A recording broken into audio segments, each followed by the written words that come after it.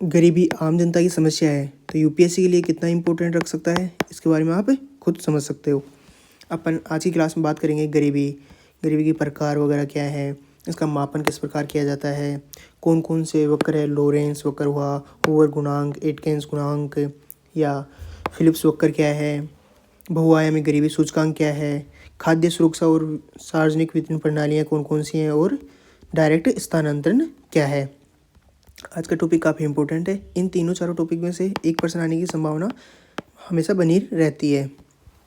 देखो, निर्धनता दो प्रकार से हो सकती है। या तो कोई गरीबी की एक रेखा बना दी जाएगी, हाँ इससे कम रुपए कोई प्राप्त कर रहा है, इससे कम भोजन प्राप्त कर रहा है तो वो गरीब है, तो उसको क्या बोलते हैं, संपूर्ण गरीबी। दूसरी, आपको पता होगा, अपन तुलना करते हैं कि ये ज़्यादा अमीर है और ये उसकी तुलना में गरीब है, तो उसको क्या बोलते हैं, सापेक्ष।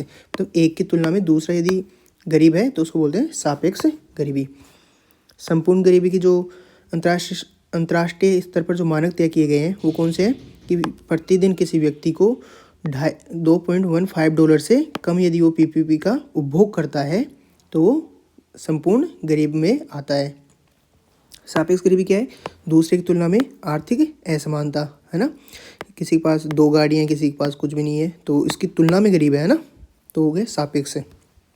अच्छा, निर्धनता किस आधार पर देखी जाती है, खाद्य असुरक्षा एवं पोषकता की कमी, सतत आय के स्रोतों का अभाव, यानी कोई किसी व्यक्ति की सतत रूप से आय प्राप्त नहीं है तो उसको भी गरीबी के आधार में देखते हैं।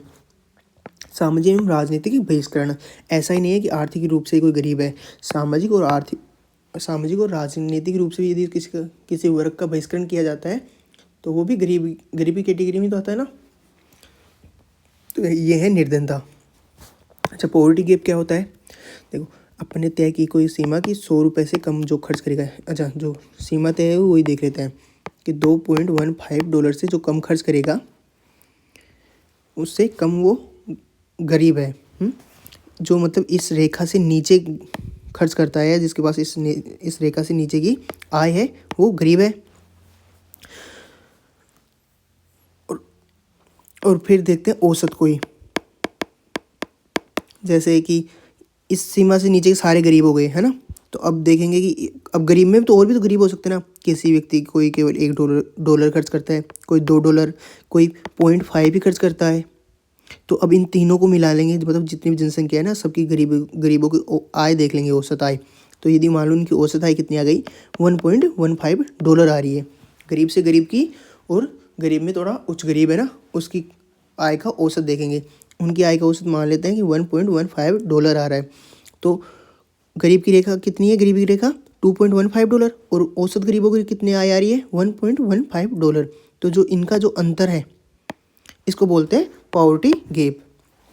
यानी पॉवर्टी की जो लाइन हो गई ये लाइन, और एवरेज इनकम ऑफ पुअर, जो जितने भी गरीब हैं उनकी औसत आय जब देखेंगे तो उनके मध्य जो अंतर पाया जाएगा उसको बोलते हैं पॉवर्टी गैप। ध्यान रखना, इंपॉर्टेंट है पॉवर्टी गैप।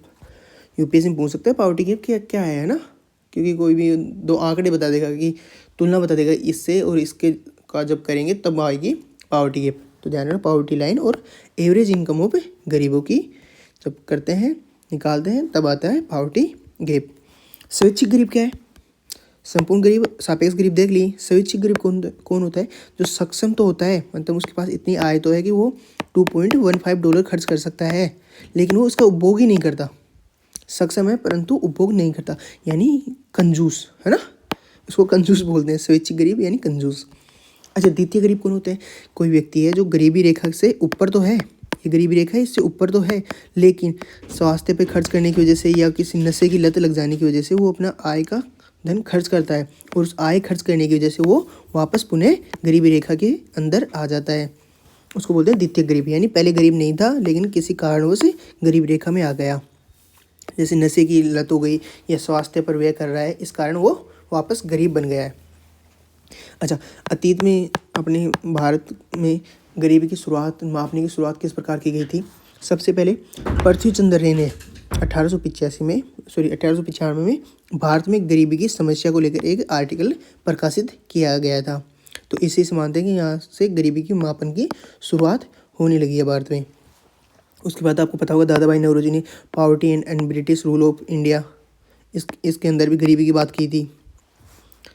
बॉम्बे प्लान क्या है, इसके बारे में आपने हिस्ट्री में पढ़ा होगा।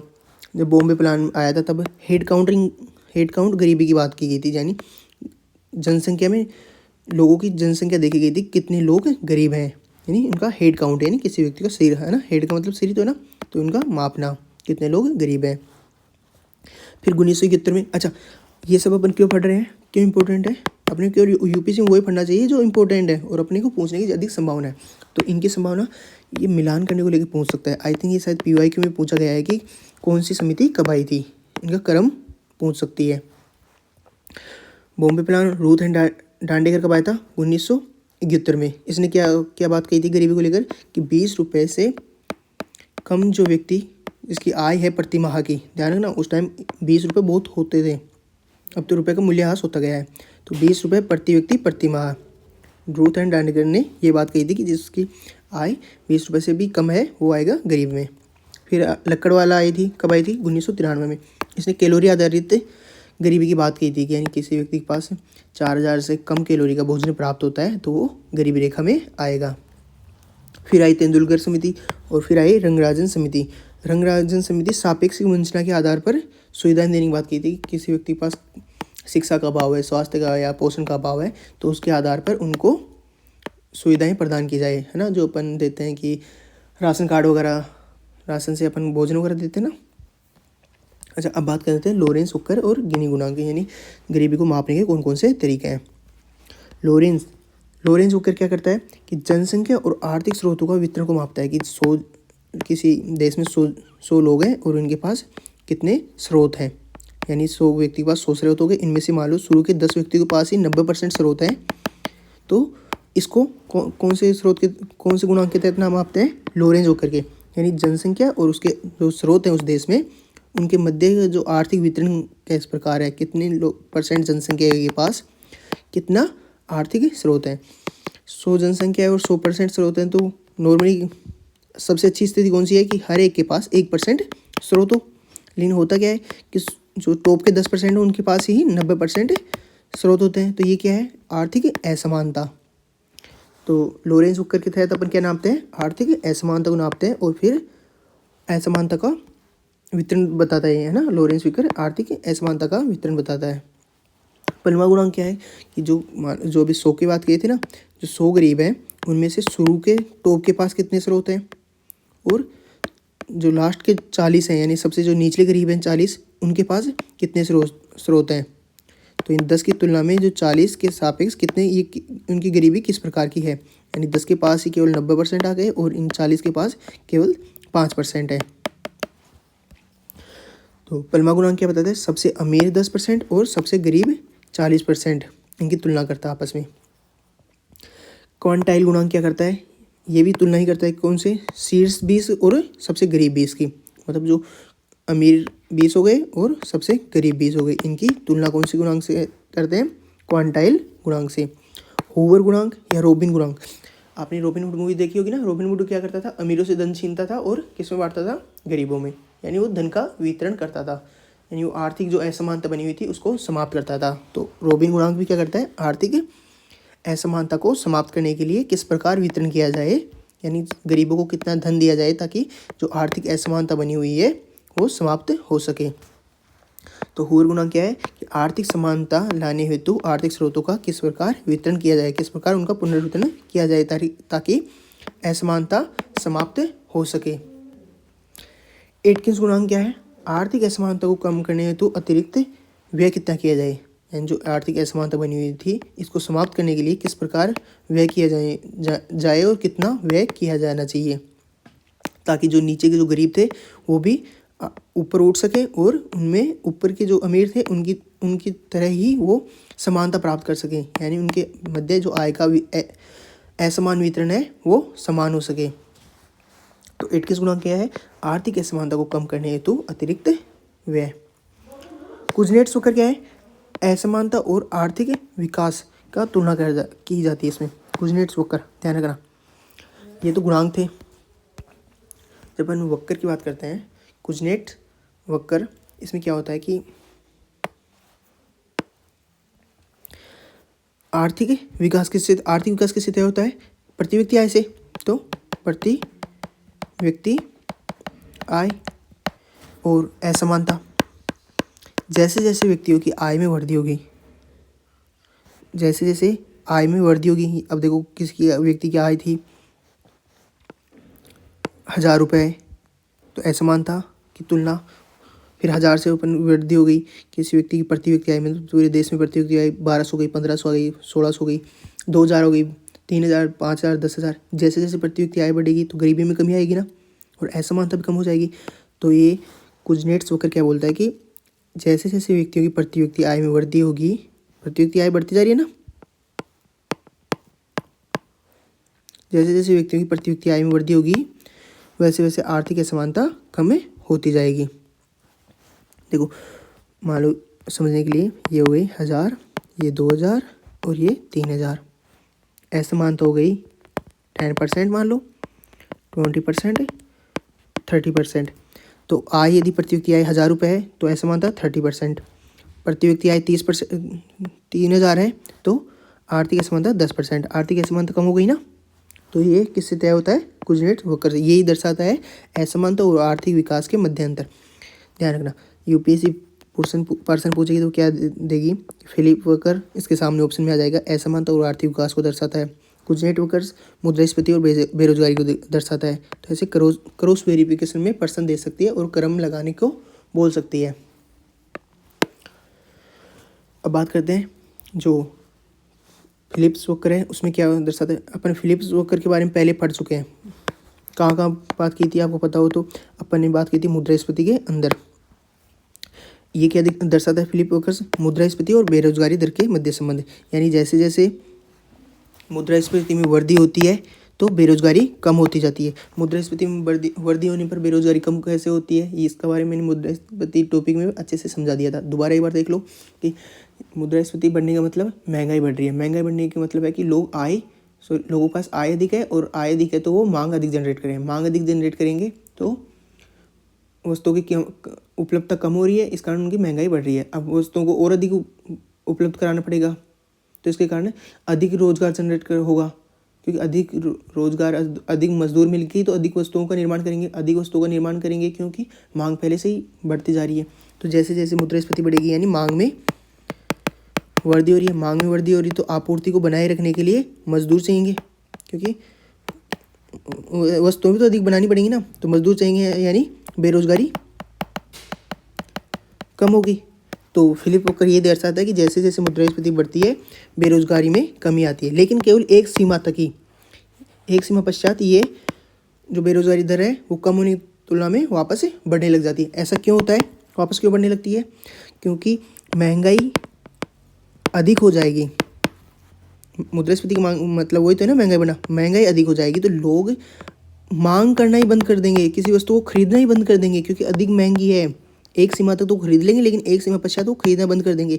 जैसे वो खरीदना बंद कर देंगे तो जो उद्योग होंगे उनको लाभ होना बंद हो जाएगा। लाभ होना बंद हो जाएगा तो वो क्या करेंगे? अपने कर्मचारी हैं उनकी वेतन में कटौती करेंगे या उनकी छटनी करना शुरू कर देंगे।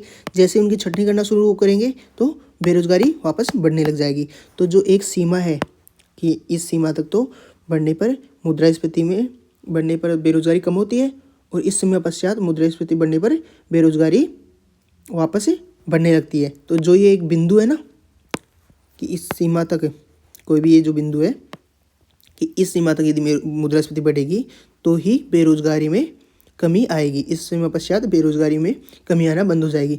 तो ये जो टर्निंग पॉइंट है, ये जो टर्निंग बिंदु है वो है नायरू बिंदु। अब अपने संभावित जीडीपी की जब बात कर रहे थे सेकंड या थर्ड क्लास के अंदर, तब मैंने बताया था नायरू बिंदु का महत्व क्या है। तो आप बताओ संभावित जीडीपी के अंदर नायरू बिंदु का महत्व अपन क्यों देख रहे थे? कमेंट करके बताना। और यदि आपको याद रखना जरूरी है यार, क्योंकि जब संभावित जीडीपी के बारे में मान लो पीटी या मेंस में अपन लिख रहे हैं और अपने को नायरू बिंदु के बारे में ही नहीं पता होगा, क्योंकि कितना इंपॉर्टेंट है संभावित जीडीपी में नायरू बिंदु का महत्व, वही नहीं पता होगा तो क्या अपन संभावित जीडीपी समझ पाए। अब बात करते हैं बहुआयामी गरीबी सूचकांक। किसने जारी किया था? यूएनडीपी एंड ऑक्सफोर्ड ने। कब शुरुआत की थी? जो 2010 के अंदर। बहुआयामी गरीब सूचकांक के अंदर 3 आयाम है। कौन से? स्वास्थ्य, शिक्षा और जीवन स्तर, और 10 संकेतक है। ये ध्यान रखना, अंतर्राष्ट्रीय स्तर की बात चल रही है। भारत में 2 संकेतक अधिक हैं। तो 10 संकेतक कौन कौन से हैं? स्वास्थ्य के अंदर पोषण और बाल मृत्यु दर, शिक्षा के अंदर स्कूली शिक्षा के वर्ष, स्कूल में उपस्थिति, और जीवन स्तर में खाना पकाने का ईंधन प्राप्त है कि नहीं है, प्राप्त है, स्वच्छता कितनी है, पीने का पानी कितना है, बिजली, आवास, संपत्ति कितनी है। इन सभी के आधार पर निकालते हैं बहुआयामी गरीबी सूचकांक। गरीबी पहले क्या निकालते थे? गरीबी कि केवल कितना खाना मिल रहा है या नहीं मिल रहा, पोषण स्तर मिल रहा है या नहीं मिल रहा। अब बताए थे ना 2.15 से कम यदि उपभोग कर रहा है तो वो गरीब है। लेकिन बहुआयामी गरीबी सूचकांक में क्या देखते हैं कि वो पढ़ाई भी कर पा रहा है, नहीं कर पा रहा, बाल मृत्यु दर कितनी है, पानी का पानी कितना है, बिजली है कि नहीं है, आवास है कि नहीं है। इस आधार पर जब सभी आधार पर निकालते हैं तो वो है बहुआयामी गरीबी सूचकांक। ये ज़्यादा सही है ना, गरीबी की परिभाषा या गरीबी को निकालने का तरीका, क्योंकि इसमें सभी स्तरों की अपने सभी प्रकार के आयामों की बात कर लेते हैं। भारत में कौन निकालता है? नीति आयोग निकालता है बहुआयामी गरीबी सूचकांक। भारत में 2 संकेतक अतिरिक्त हैं। कौन कौन सा? प्रवास, पूर्व देखभाल और बैंक खाता। यानी जिसके पास बैंक खाता नहीं होगा उसको भी गरीबी की सीमा में जोड़ने में आयाम कार्य करेगा। और प्रसव पूर्व देखभाल, और इसके लिए आप अभी नेक्स्ट टॉपिक में अपन जब बात करेंगे खाद्य वितरण के बारे में बात करेंगे तब उसमें बताऊंगा कि सरकार ने 6,000 प्रति माह की 6,000 रुपये देने की बात की है मातृत्व के अंदर, कि जो भी गर्भवती महिला होगी इसको 6,000 रुपये दिया जाएगा। तो प्रसव पूर्व देखभाल में भी गरीबी में सुधार करने के लिए सरकार के जो प्रयास की बात करेंगे, यदि अपन मेंस में लिख रहे होंगे तो उसमें उस बात को भी लिखेंगे कि मातृत्व प्रसव के लिए 6,000 रुपये सरकार द्वारा दिए जा रहे हैं। अच्छा, हाल ही में जो बहुआयामी गरीबी सूचकांक आया था उसमें देखो क्या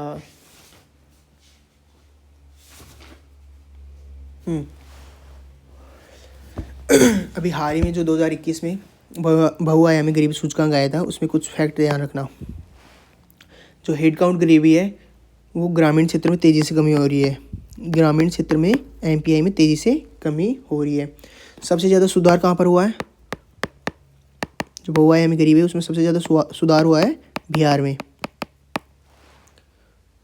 और जो बेरोजगार व्यक्ति हैं उनकी जो बेरोजगार और जो गरीबी व्यक्ति हैं, गरीब जो जनसंख्या है इसमें यूपी में सबसे ज़्यादा कमी आई है।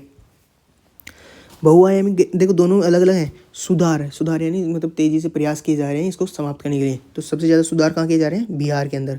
और सबसे जो गरीब है, पहले जो जितने गरीब थे उनमें से जनसंख्या में जब गरीबी में कमी आई है जो सबसे ज़्यादा कहाँ पर आई है? यूपी के अंदर। और ग्रामीण क्षेत्र में यह तेज़ी से कम होती जा रही है, क्योंकि पहले ग्रामीण क्षेत्र में अधिक थी। क्यों? क्योंकि वहाँ खाना पकाने का ईंधन नहीं था। तो गैस वाली जो सरकार ने गैस वाली योजना चालू की है। स्वच्छता की कमी थी तो जो शौचालय वगैरह का निर्माण शुरू किया गया है। पीने के पानी के लिए टैंकों की उपलब्धता कराई गई है, नल वगैरह उपलब्ध करवाए गए हैं, बिजली की सुविधा करवाई जा रही है। तो इन सभी कारणों के कारण ग्रामीण क्षेत्रों में तेज़ी से बहुआयामी गरीबी सूचकांक में कमी आती जा रही है। तो ये अपन ने लेटेस्ट फैक्ट भी अपन करंट के ऐड कर लिए हैं। अब बात करते हैं खाद्य सुरक्षा एवं सार्वजनिक वितरण प्रणाली। काफ़ी इंपॉर्टेंट है क्योंकि अपन राशन से जो लोग राशन कार्ड के द्वारा अनाज वगैरह लेके आते हैं तो वही है सार्वजनिक वितरण प्रणाली, उसी के तहत लेके आते हैं। तब थोड़ा फैक्ट जल्दी कवर कर लेते हैं। इसको पढ़ना जरूरी क्यों है? फर्स्ट इंपॉर्टेंट क्योंकि भाई अपने ग्लोबल हंगर इंडेक्स में भारत की दशा पता है कितनी है? 105वीं, 127 देशों में अपन 105वें नंबर पे हैं। देख रहे हो अपन भूखमरी कितनी देश में 105वें नंबर पर है 127 देशों के अंदर। इसलिए अपने को सार्वजनिक वितरण प्रणाली पढ़ना इंपॉर्टेंट है। अच्छा, संयुक्त राष्ट्र के खाद्य एवं कृषि संगठन के द्वारा इसको क्या बोलते हैं? FAO 16 अक्टूबर को विश्व खाद्य दिवस मनाया जाता है। ध्यान रखना, विश्व खाद्य दिवस को मनाया जाता है 16 अक्टूबर को। आपको पता होगा यूपीएससी बहुत बार इस प्रकार की डेट पूछ चुकी है कि किस दिन कौन सा दिवस मनाया जाता था। खाद्य सामग्री की उपलब्धता, वहनीयता, सामर्थ्य और उपभोग ये सारे शामिल होना चाहिए किसी भी खाद्य सुरक्षा से संबंधित में। ऐसा नहीं है कि अपन ठीक है राशन उपलब्ध करा रहे हैं, लेकिन सम्मानजनक पूर्वक नहीं, उनको किसी जैसे दान दे रहे हैं या भीख दे रहे हैं उस आधार पर उपलब्ध करवा रहे हैं, वो गलत होगा। समानतापूर्वक उनका वितरण किया जाना चाहिए। अच्छा, कोडेक्स एलिमेंट क्या होता है? ये कोडेक्स एलिमेंट खाद्य सुरक्षा का मानक है। ध्यान रखना, कोडेक्स एलिमेंट किससे संबंधित है? खाद्य सुरक्षा के मानक से संबंधित है। अच्छा, सार्वजनिक वितरण प्रणाली है पीडीएस, किसके अंदर आता है? उपभोक्ता मामले, जो भी अपन खाद्य सुरक्षा का वितरण वगैरह करते हैं, कौन से मंत्रालय के तहत आता है? यूपीएससी मंत्रालय वगैरह पूछता रहता है। उपभोक्ता मामले खाद्य और सार्वजनिक वितरण मंत्रालय के अधीन आता है। इसका कार्य क्या है? सस्ते दरों पर खाद्यान्न उपलब्ध करवाना। क्या राज्य सरकार कराती है? आप बताना। यूपीएससी पूछ सकते हैं ना कि राज्य सरकार द्वारा ये केवल राज्य सरकार ही खाद्यान्न वितरण सुनिश्चित करती है? नहीं, केंद्र और राज्य दोनों। केंद्र का काम क्या है? खरीदती है, उसका भंडारण करती है, उसका परिवहन का खर्चा वगैरह देती है, और राज्यों को आवंटन भी करती है। खरीदते कौन है? केंद्र सरकार। आवंटन राज्यों को कौन देता है? फिर केंद्र सरकार खरीद के क्या करती है? राज्यों को दे देती है। राज्य क्या करेंगे? फिर राशन कार्ड जारी करेंगे, राशन की दुकान खोलेंगे, और जो भी लाभार्थी जिनको ज़रूरत है उनको चिन्हित करेंगे और फिर उनको आवंटन करेंगे। ध्यान रखना, केंद्र सरकार का काम क्या है? खरीदना, भंडारण, परिवहन, और राज्य को आवंटन कर देना। फिर राज्य की भूमिका आती है कि राज्य राशन कार्ड जारी करेगा, राशन की दुकान ओपन करेगा और लाभार्थी को पहचान करेगा।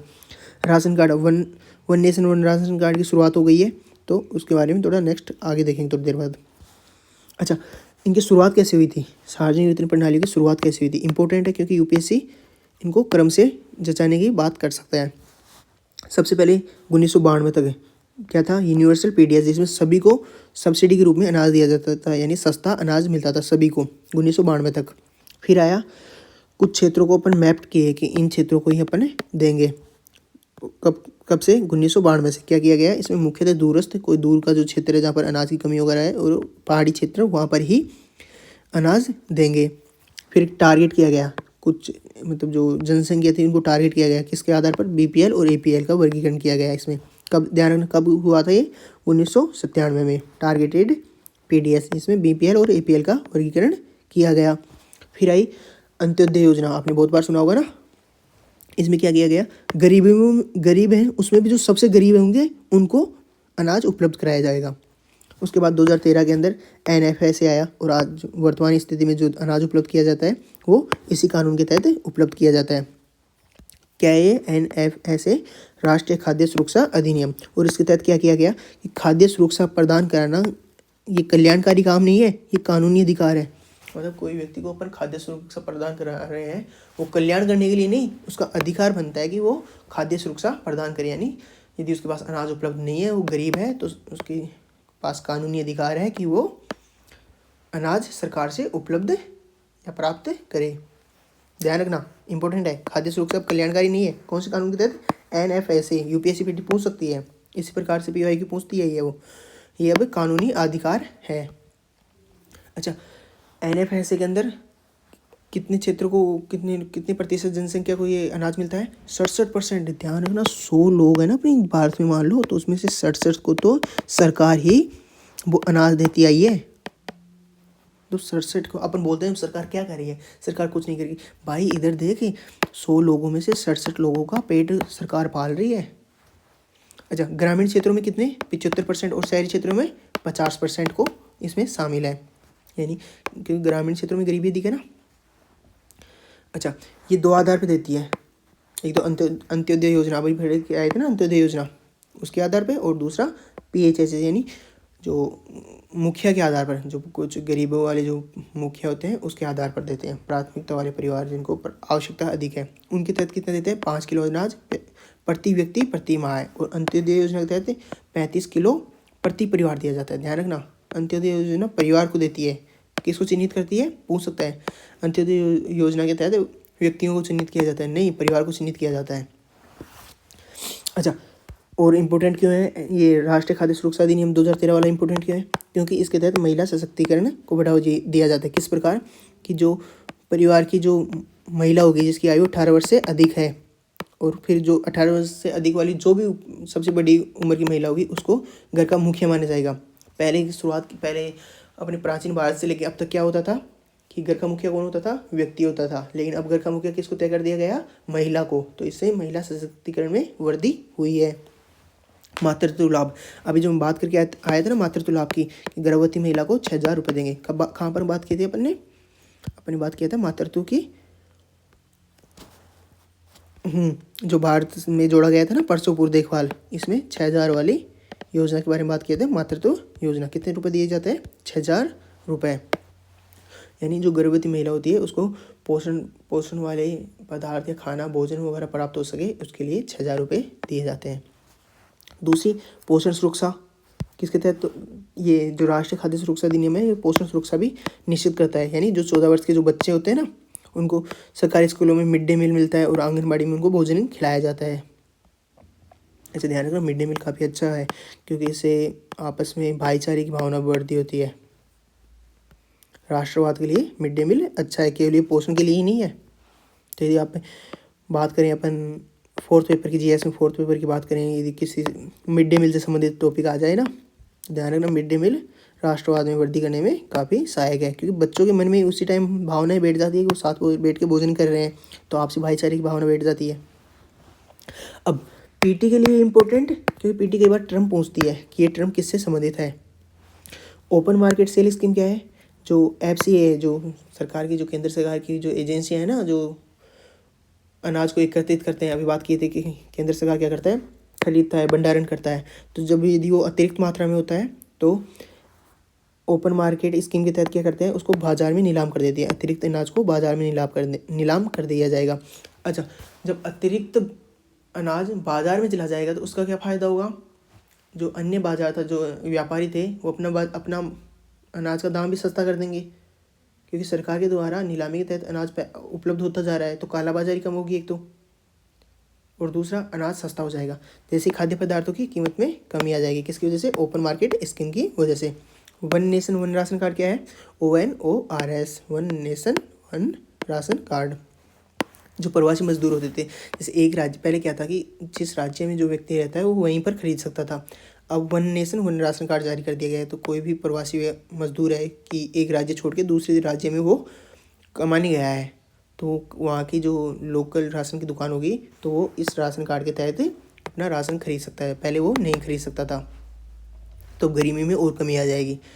और ध्यान रखना, one nation one card biometric प्रणाली किया गया है इसमें, ताकि धोखाधड़ी वगैरह जो राशन वाली दुकान करते थे ना, वो ना हो सके। तो ध्यान रखना, वन नेशन वन कार्ड से संबंधित है IMPDS पोर्टल। ध्यान रखना। अच्छा, प्रधानमंत्री गरीब कल्याण अन्न योजना कब चलाई गई थी? ये कोविड-19 आया था ना, तब चलाया गया था प्रधानमंत्री गरीब कल्याण अन्न योजना। इसके तहत क्या किया गया था? जो NFS कानून है ना, उसमें तो क्या बात कही गई थी, जो अनाज दिया जाएगा, जैसे गेहूँ दिया जा रहा है, चावल दिया जा रहा है, ये 2 रुपये दिया जाएगा, 1 रुपये में दिया जाएगा। लेकिन जो प्रधानमंत्री गरीब कल्याण योजना आई थी, उसमें क्या बात कही गई थी कि जो NFS कानून के तहत जो सस्ता अनाज दिया जा रहा था, यानी जो कम रुपए में दिया जा रहा था, उसको समाप्त करके अनाज बिल्कुल ही मुफ्त दिया जाने लग गया। प्रधानमंत्री गरीब कल्याण अन्न योजना को अब NFS के तहत शामिल कर दिया गया। अब इससे क्या हुआ कि NFS के तहत जो अनाज मिल रहा है वो बिल्कुल मुफ्त मिल रहा है। ध्यान रखना, अनाज सरकार बिल्कुल अपने मुफ्त दे रही है। सरकार कितना काम कर रही है ना लोक कल्याण के लिए, और अपन बोलते रहते हैं सरकार कुछ नहीं करती। अच्छा, फोर्टिफाइड अनाज चावल क्या है कि जो मिड डे मील के तहत बच्चों को जो चावल मिलते हैं ना, उनमें पोषक तत्व, आयरन, फोलिक एसिड या विटामिन B12 इनकी भी मात्रा शामिल हो सके, तो इस प्रकार के चावल प्रदान किए जा रहे हैं ताकि एनीमिया और सूक्ष्म पोषक तत्वों की कमी को दूर किया जा सके। अब इम्पोर्टेंट है, सार्वजनिक वितरण प्रणाली में शांता कुमार समिति, इसने क्या बोला था कि जो अपन 67% को दे रहे हैं ना, अभी मैंने बात किया था ना कि NFS के तहत 67% जनसंख्या को इसमें शामिल किया गया है, तो 67% को समाप्त करके 40% करो, ताकि जो सब्सिडी के तहत अपन अनाज दे रहे हैं तो सरकार का बहुत ज़्यादा खर्चा हो रहा है, उसको कम किया जा सके। और इन जो बचेंगे जो रुपए सब्सिडी के तहत जो रुपए बच जाएंगे, उनका किसी अन्य लोक कल्याण योजना में कार्य किया जा सके। तो शांता कुमार समिति क्या बोलती है कि 67% से घटा के 40% कर दिया जाए। DBT हस्तांतरण क्या है? और शांता कुमार ने ये बोला कि जो धन दिया जा रहा है, अनाज दिया जा रहा है, वो DBT हस्तांतरण के तहत दिया जाए, यानी सीधा नगद रुपये दिया जाए उनको। डायरेक्ट बेनिफिट एंड ट्रांसफ़र काफ़ी इंपॉर्टेंट है। जैसे मोस्टली आजकल जो अपन क्या करते हैं, सरकार क्या करती है, किसी को कोई लैपटॉप वगैरह देती है, कोई अच्छा मेधावी छात्र होता है लैपटॉप देती है ना, या उसको कुछ टैबलेट वगैरह दिया जा रहा है, तो डीबीटी का हस्तांतरण क्या होता है कि तुम उसको टैबलेट वगैरह लैपटॉप मत दो, इसको कोई कूपन वगैरह डायरेक्ट रुपये दे दो और उस रुपये का वो केवल उसी चीज़ के लिए उपयोग कर सकता है। इस प्रकार से उनको सीधा उनके खाते में रुपये ट्रांसफ़र कर दो ताकि बीच के बिचौलिया वगैरह होते हैं उनको समाप्त कर दिया जाए, ताकि अधिक जब बिचौलिए समाप्त हो जाएंगे, क्योंकि बीच में वो रुपये वगैरह खा जाते हैं ना, तो वो समाप्त हो जाएंगे तो सीधा लाभार्थी को प्राप्त होगा, लाभार्थी को सीधा लाभ प्राप्त होगा। तो जो सरकार का जो मुख्य उद्देश्य है, जिस उद्देश्य के तहत वो रुपये दे रही है, उसका ज़्यादा बेनिफिट मिल पाएगा। डीबीटी हस्तांतरण की शुरुआत कभी थी? जनवरी 2013 से। डीबीटी हस्तांतरण के लिए 3 चीज़ें इंपॉर्टेंट हैं। जाम यानी जनधन अकाउंट होना चाहिए, आधार होना चाहिए और मोबाइल होना चाहिए।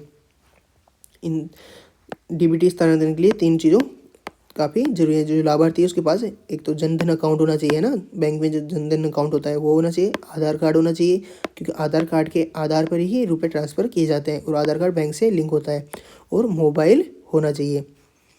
अच्छा, पहले ध्यान रखना ये नीति आयोग के अंतर्गत आता था, अब नीति आयोग को समाप्त करके ये कैबिनेट सचिवालय के अंतर्गत आता है। तो डीबीटी हस्तांतरण किसके अंतर्गत आता है? कैबिनेट सचिवालय के अंतर्गत।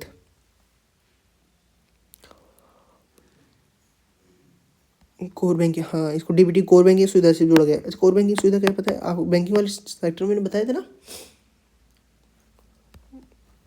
तो अपनी हो गई शांता कुमार समिति, फोर्टिफाइड चावल, one nation one ration card important वाले, ओपन मार्केट सेल स्कीम हो गए अपने, NFSA 2023 देख लिया, 13, खाद्य सुरक्षा एवं सार्वजनिक वितरण प्रणाली हो गई, बहुआयामी गरीबी हो गई और गरीबी भी अपनी हो गई। तो अपना ये 13वीं या 14वीं जो क्लास है वो समाप्त हो चुकी है।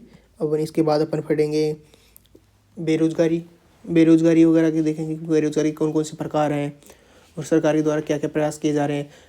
गिग इकोनॉमी क्या है, उद्योग वाला टॉपिक देखेंगे और इसके साथ उद्योग के साथ ही अपन अवसंरचनात्मक विकास देखेंगे, जिसमें जो राष्ट्रीय मौद्रिक पाइपलाइन शुरू की गई थी ना, जिसके बारे में मैंने फर्स्ट क्लास में बताया था कि आगे इसके बारे में बात करेंगे, वो कंप्लीट करेंगे। और उसके बाद अपन कृषि कंप्लीट करेंगे और उसके बाद अपन जो अंतर्राष्ट्रीय संस्थाएं होती हैं WTO या उससे रिलेटेड जितने भी अपने भुगतान संतुलन वगैरह वो कंप्लीट करेंगे। तो अपनी इसके बाद मान लो लगभग 3-4 क्लास और होंगी, उसके बाद अपनी इकोनॉमी कंप्लीट हो जाएगी। Okay, bye bye.